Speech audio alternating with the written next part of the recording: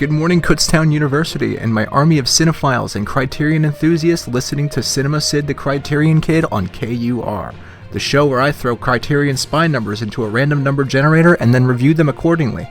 This is the titular Cinema Cid, the titular Criterion Kid, and before I start this morning's show, I need to apologize to the student body of Kutztown University. Rather than explaining myself, I will throw in this recap from last week.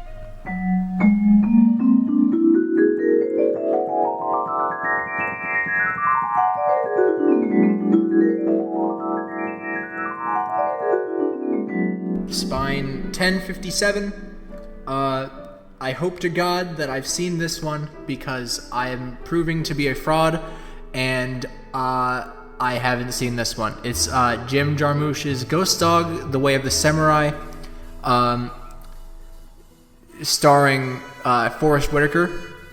And to my understanding, it's a pretty sweet noir flick that is inspired by Jean-Pierre Melville's Les Samurai, which is a lit movie. This hitman, the Ghost Dog, which I guess maybe he... Wow, the Ghost Dog does not have a name. So his name is just Ghost Dog. That's not a real name unless his first name is Ghost and his last name is Dog. But he is a hitman who is employed by the mafia, and he follows the ancient code of the samurai as outlined in the book of Yamamoto Tsunetomo's sayings, recorded sayings, Hagakure. And yes, critics have noted similarities between the movie and Jean-Pierre Melville's 1967 film Les Samurai, which I have already established is lit AF.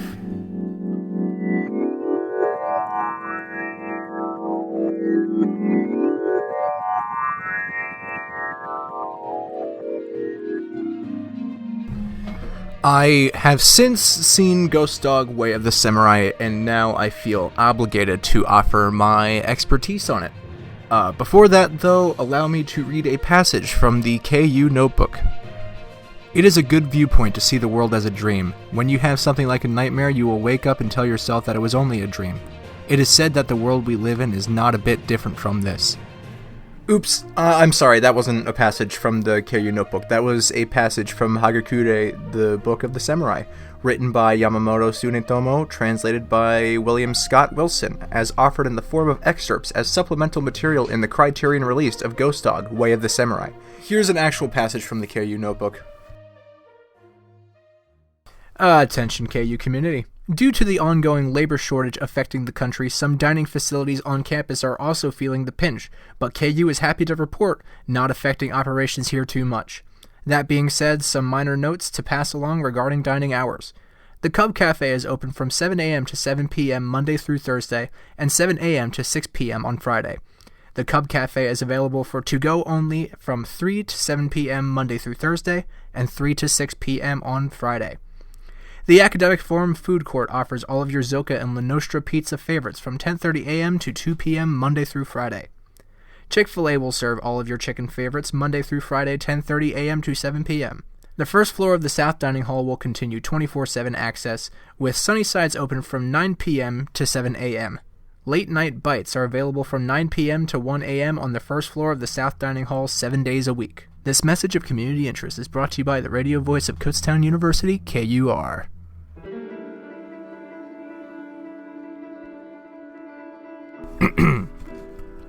The way of the samurai is found in death. Meditation on inevitable death should be performed daily.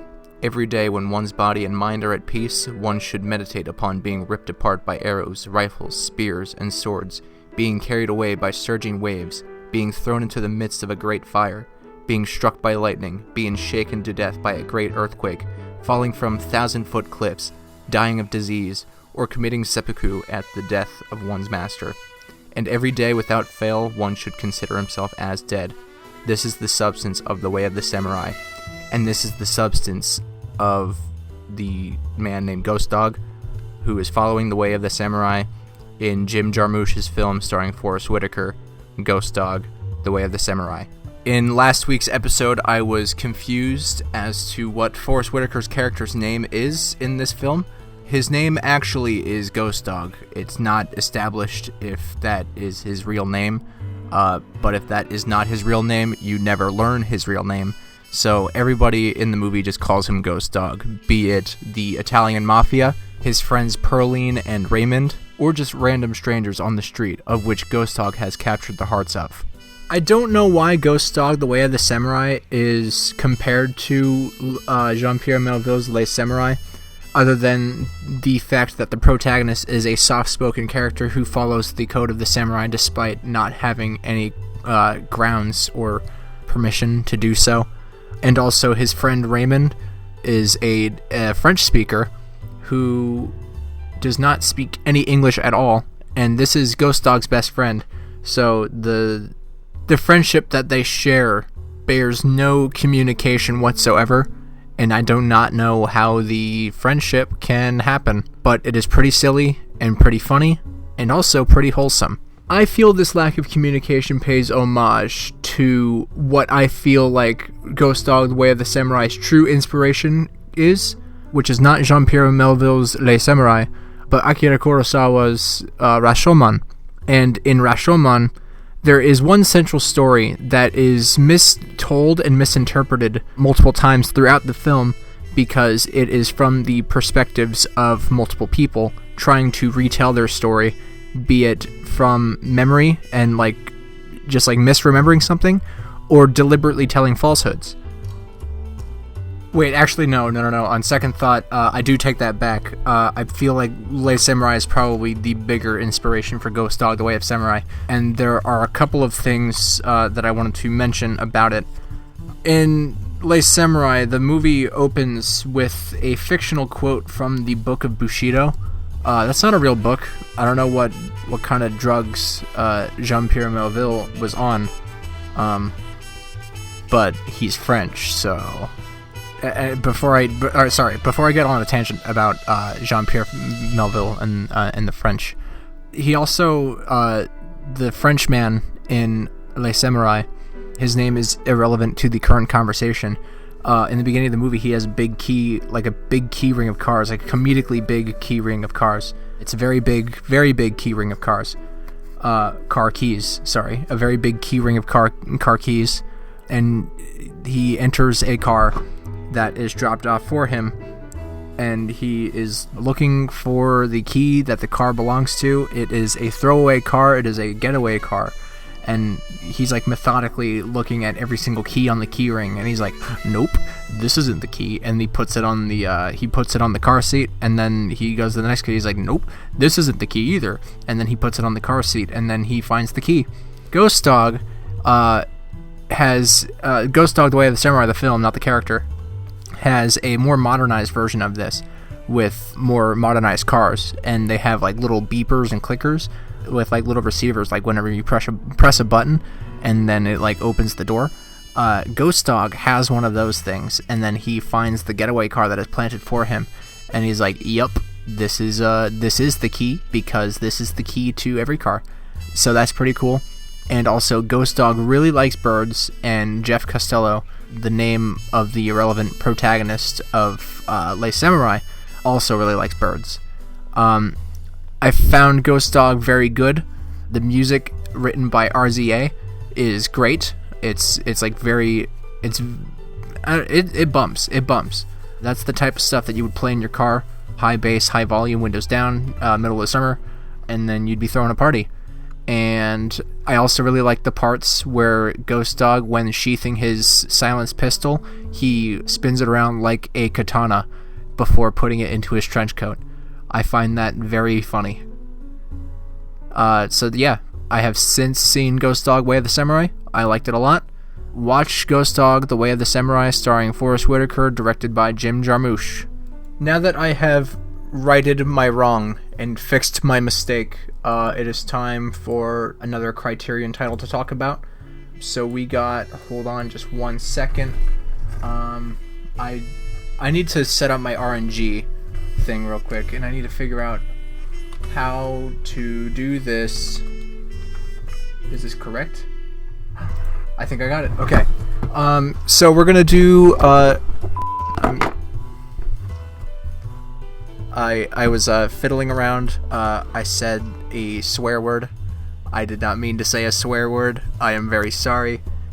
But it is time to talk about Criterion titles. We are talking about Spine 116. And Spine 116 is The Hidden Fortress, directed by Akira Kurosawa. The Hidden Fortress is great. There are two characters in it. There are two very funny characters, just side characters, that George Lucas got inspiration for C-3PO and R2-D2 from Disney's Star Wars.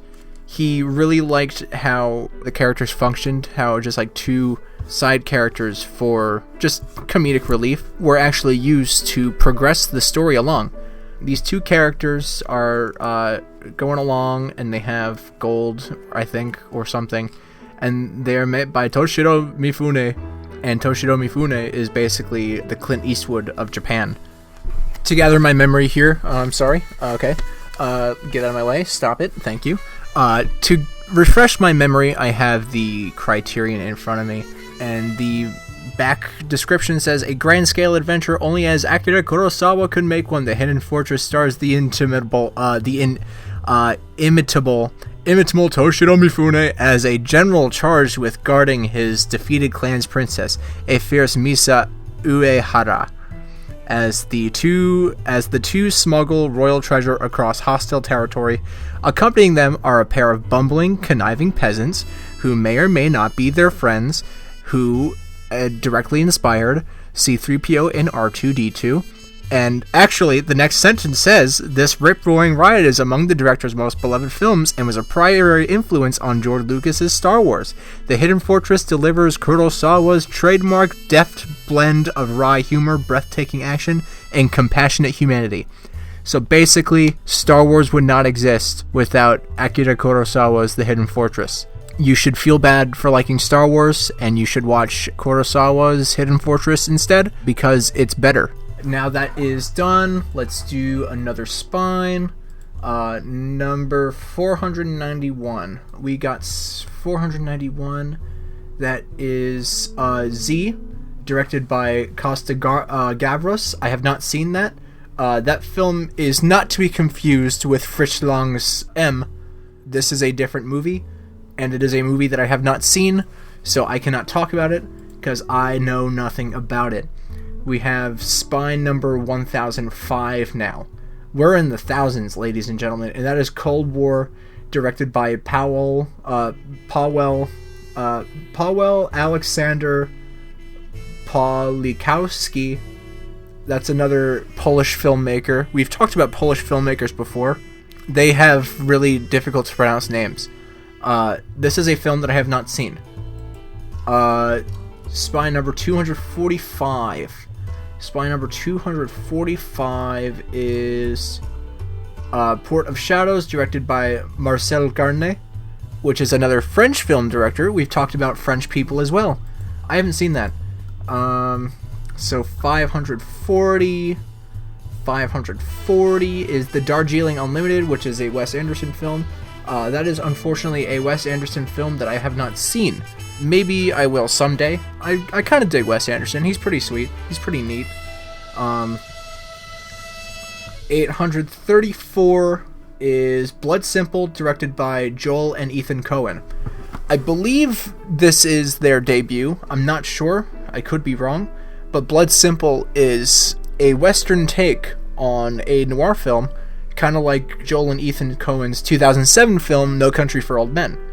Blood Simple stars Frances McDormand, and it's really suspenseful, and it's really good, and I don't remember it. So let me go get this, gotta get this Criterion spine again. Where is Blood Simple? We are looking for Blood Simple. Sorry, it's really difficult. It's really difficult to look for my Criterions at home because I have them organized by spine number and not in alphabetical order. So Joel and Ethan Coen's career-long, darkly comic road trip through misfit America began with this razor-sharp, hard-boiled neo-noir set somewhere in Texas, where a sleazy bar owner releases a torrent of violence with one murderous thought.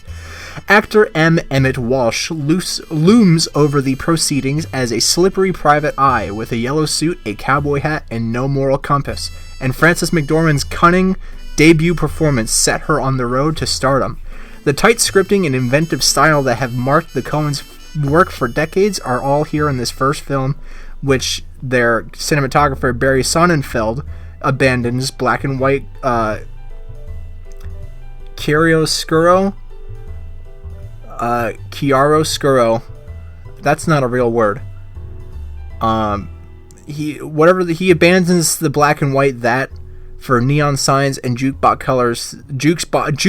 colors that combined with Carter Burwell's haunting score to lurid and thrilling effect, blending elements from Pulp Fiction and not Pulp Fiction the movie, Pulp Fiction the genre and the element of film, and low-budget horror flicks. Blood Simple reinvented the film noir for a new generation, marking the arrival of a filmmaking ensemble that would transform the American independent scene.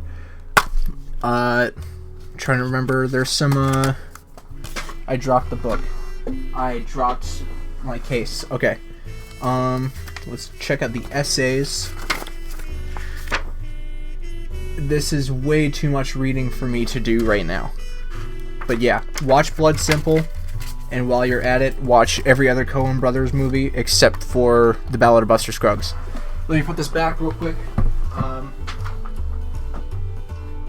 Right here. Okay. We got another spine number coming up. Another spine number coming up at you. Let's see. Spine number 139. Let's see what that movie is. Spine number 139 is Wild Strawberries, directed by Ingmar Bergman. I haven't seen that. 437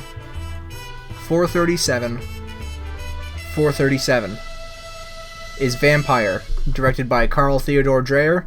I think I mentioned that in the last installment of this radio show. I do not remember. I still haven't seen it though. We're going to 1107. What is 1107?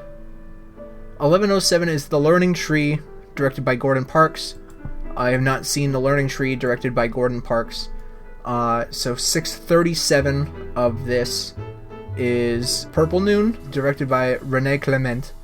I have no idea who that is, and I have no idea what that movie is. Spine 243 is French Can, directed by Jean Renoir. Jean Renoir.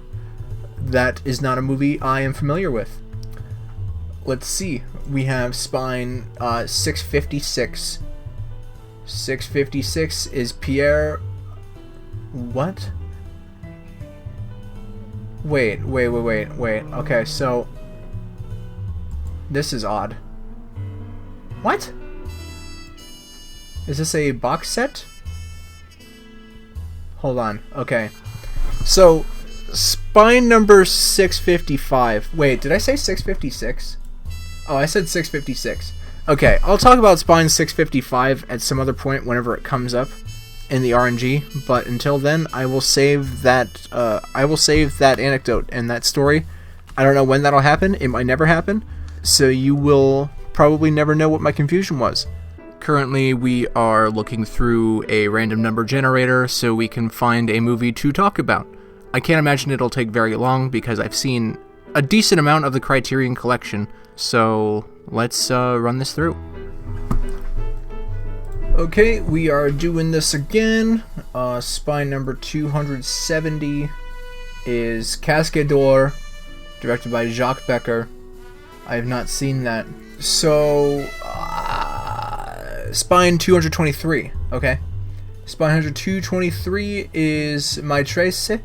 I don't know, maybe that's how you pronounce that. I should watch that though. It's French. Directed by Barbet Schroeder. I have not seen that. 415. Spine 415 is The Naked Prey, directed by Cornell Wilde. I think that came up in the previous installment of Cinema Cid the Kriterion Kid, spelled with a K for alliteration's sake, but I do not know. Spine 202.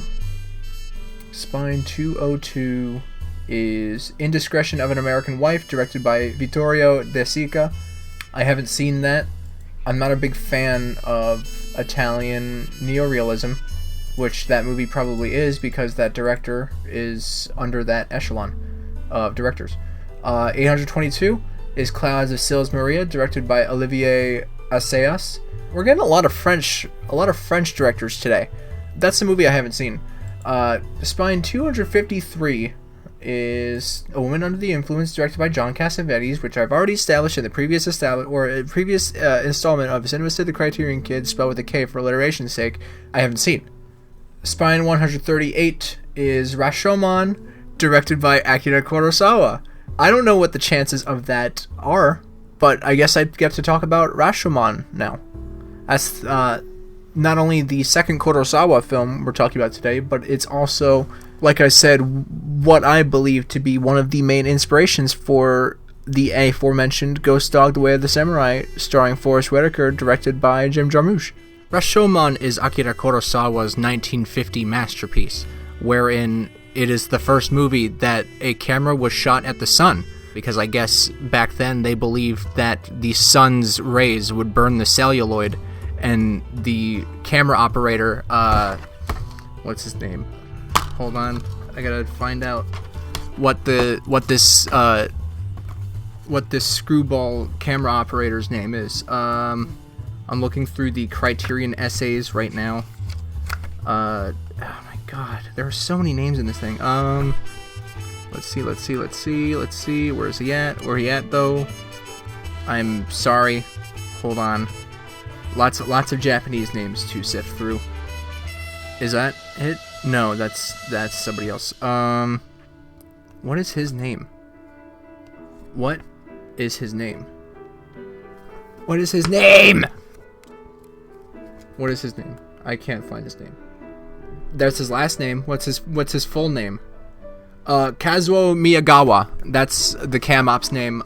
He was like, I'm gonna point the camera at the sun because I'm the evil Knievel of cinema. And then Akira Kurosawa was like, yeah, boy. So they did that, and then they got the sun on film. The production company that Rashomon was under, I believe it was the Dai something Productions, they were hesitant to produce Rashomon because they were giving audiences less credit than they deserve. And they were like, yeah, this film is very hard to follow because it's a very non-linear narrative. And then Akira Kurosawa was like, no, you're stupid, bro. And then they're like, oh, okay. But they also felt it might have been a little bit too expensive to produce, which I don't know how, because it's only like an hour and 28 minutes long. And I think it's kind of a no-brainer that the shorter the movie is, the less expensive it is to make. So I don't know why they thought it would take that long or be that expensive to make. Rashomon is about the murder of a man and 4 different accounts of the murderer that the judge is trying to find out. There is no judge, by the way. The audiences speak to, or the characters speak to the camera and say that basically imply that the audience itself is the judge, which is also pretty interesting. But the 4 people telling the story are the murderer, the man who was murdered's wife, the man who was murdered speaking through a medium because he's a spooky ghosty, and the guy who actually witnessed the murder. And it's about the frailty of human self-image and how people will lie to make themselves look better to other people and like make up a story to make them the hero of it. And the kicker is that even in death, people will do this. Whenever the man who was killed speaking through the medium was like, hey, I'm the good guy and this is what happened and I'm very honorable, but that's just not what happened. There are 3 people who, like, in the beginning of the film and, like, throughout the film are, like, talking about, like, the story of the court hearing, and they're all, like, butting heads with each other, and, like, it's just, like, everybody's, like, talking. It's like a play, almost. I think this thing is adapted from a play, anyway. At the end, they find a baby for some reason, and then the one guy nurtures it. I can't say back to health, because it is a very healthy baby, but he takes it home. because somebody abandoned it. And the guy was like, I'm gonna take this baby home and give it the second chance that it deserves. So yeah, that's Rashomon, directed by Akira Kurosawa. Japanese masterpiece on the Criterion Collection, 1954, 88 minutes, black and white monaural in Japanese with English subtitles, 1.37 by 1 aspect ratio. Watch Rashomon. It's really good. Now on to the next film. We have Spine 177 coming at you, and Spine 177 is hold on. Spy 177 is The Lost Honor of Katharina Blum, directed by Margaret von Trotta and Volker. The Wikipedia blocked the last name. Volker Schlandorf. That is a very funny name, so I'm assuming the movie is a comedy, but I don't know because I haven't seen it. So I'm gonna go with Spine 436 now. Spine 436 is Before the Rain, directed by another name that is hard to pronounce, but it is not Polish, like Krzysztof Kieślowski. This guy, he's Macedonian. His name... Miłko Manchevsky. That's actually not that hard to pronounce. It's just that there are a lot of accents in the letters, and it looked like it was unpronounceable because, as an American linguist, I'm not taught what accented letters sound like phonetically. Spine 136 is Spellbound, directed by Alfred Hitchcock. I haven't seen Spellbound, directed by Alfred Hitchcock. Alfred Hitchcock is okay. Spine 886 is La Argent, directed by Robert Bresson. I haven't seen that, but I like Robert Bresson. Spine 1014 is Roma, directed by Alfonso Cuarón. Roma was a Netflix original film. It was the first Netflix original film to get a Criterion release. It is directed by the guy who made Harry Potter and the Prisoner of Azkaban, and it is about a girl and her journey through, I don't know if it's it's not through Mexico because she lives in Mexico, but a lot of messed up things happen to her, and it's just her kind of like getting through life. That's Roma, directed by Alfonso Cuarón. It's been a long time since I've seen that movie. I could rewatch it for a more in-depth review. If it ever comes up again, maybe I'll give it a more in-depth review and make sure I'll have rewatched it. Spine 506 is, let's see, Spine 506 is Dillinger is Dead, directed by Marco Ferreri, not to be confused with Ferrari, the car. I haven't seen that. Spine 299 is, let's see, Spine 299 is Story of a Prostitute, directed by Seijun Suzuki. I think that came up in the last episode because I was kind of hesitant to say that word on air. Up next we have Spine 448. Spine 448 is Les Deuxième Souffle, directed by Jean-Pierre Melville, which I do like. And actually, I've never heard of this movie. That looks pretty interesting. Let me read about it. It is a French crime thriller released in 1966, directed by Jean-Pierre Melville. It stars Lino Ventura as Gustave Minda, Paul Meurice as Inspector Blot, and Raymond Pellegrin as Paul Ricci. The film was released under various English titles, including Second Breath and Second Wind. Widely respected for his ability and loyalty, Gu Minda, that is a very funny... Oh, wait, Gu is short for Gustave. Escapes from prison and heads for Paris to see his sister Manouche and her faithful bodyguard Albin. Her admirer and restaurant owner Jacques is shot dead by gunmen sent by owner club Joe Ritchie, which I guess is Paul Ricci's brother? Yeah, okay. Who sends two men to Manouche's house.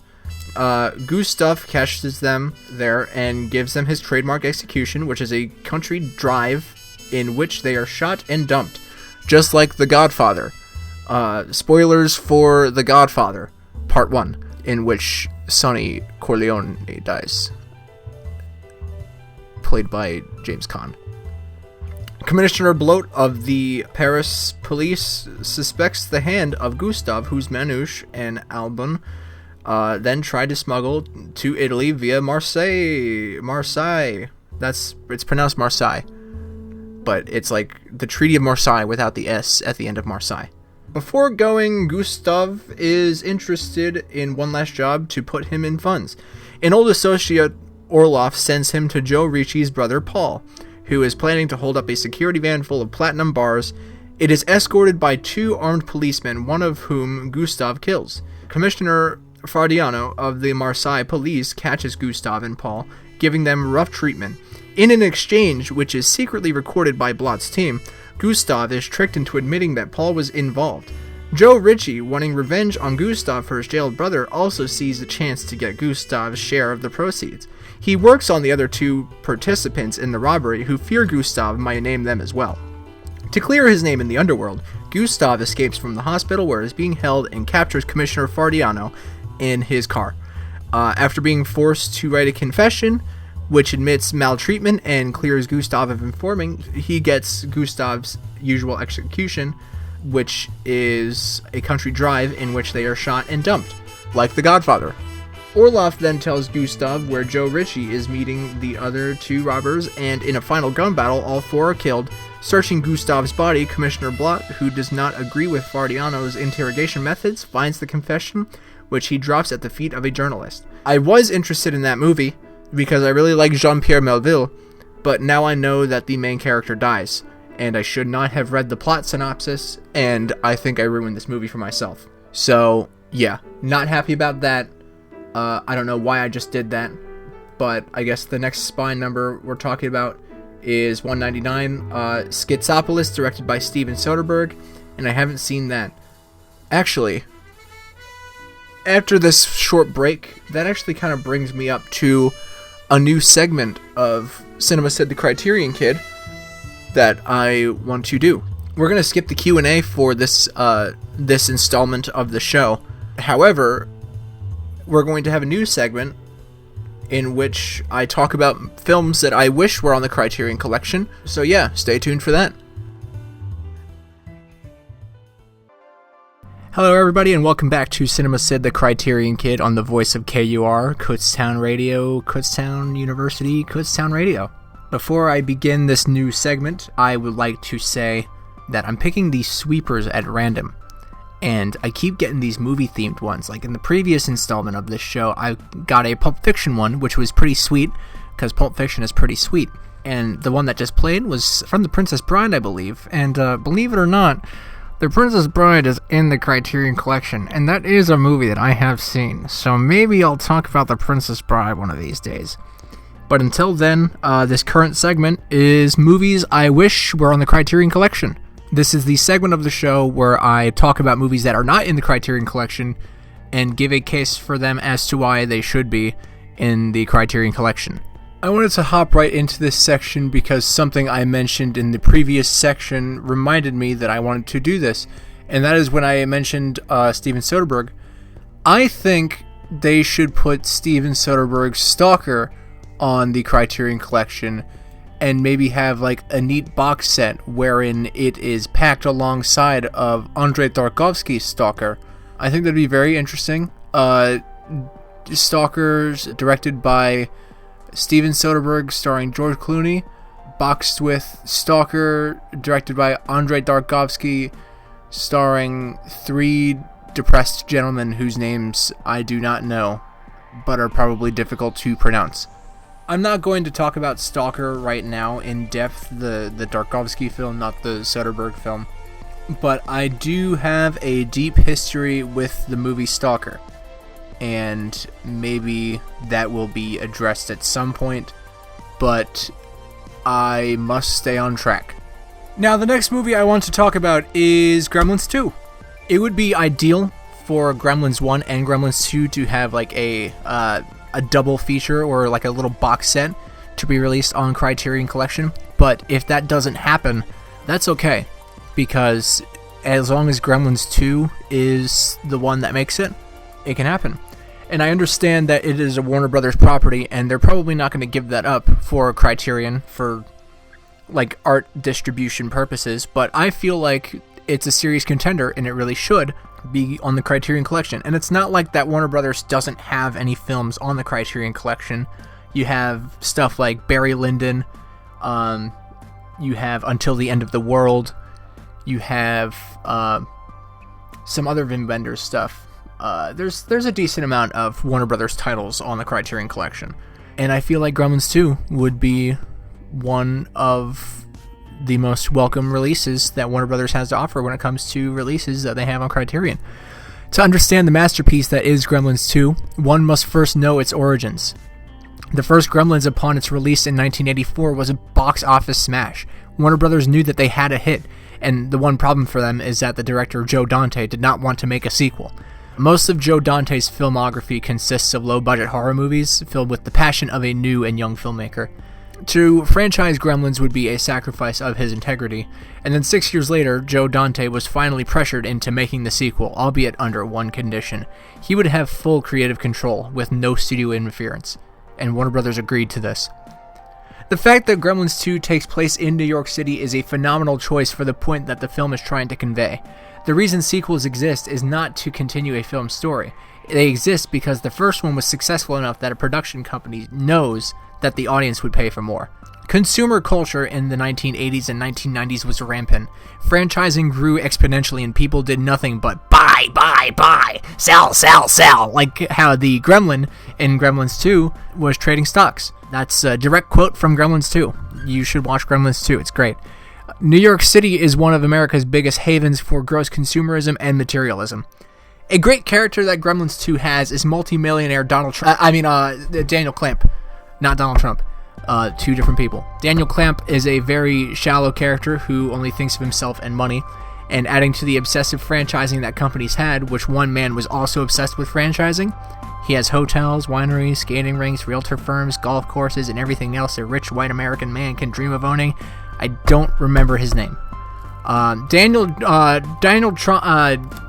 Clamp does not care about the people he hires, and a great example of this is when he panics about the amount of people in the building when gremlins are attacking, until it is revealed that he is panicking because of the potential lawsuits.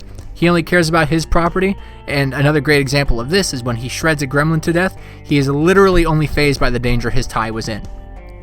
Gremlins 2 is self-parody, while also parodying everything else that allowed it to exist up to that point. These points I will elaborate over the next few sentences. The rules of taking care of a mogwai are as follows. Don't shine light on them because sunlight will kill them. Don't get them wet, and don't feed them after midnight, alright? These rules are trite. If you apply logic to the eating rule, what's considered after midnight? What about time zones? What if a mogwai has something stuck in its teeth? Gremlins 2 asks these questions, and the answer is the funniest jump scare in all of cinema. The gremlins do not care about their rules. They only care about chaos. In the first Gremlins, Kate goes on a tangent about how her dad dies from suffocation when he's dressed up as Santa Claus and gets stuck in the chimney. And the scene is just completely non sequitur and nonsensical. It just has nothing to do with the film. Like, nobody asked Kate. Nobody asked. She proceeds to do the same thing in the second one when somebody mentions Abraham Lincoln of all things. Now, I don't personally condone gaslighting, but when Kate is gaslighted by the script, I can't help but to just... I can't help it. It's the funniest thing ever written.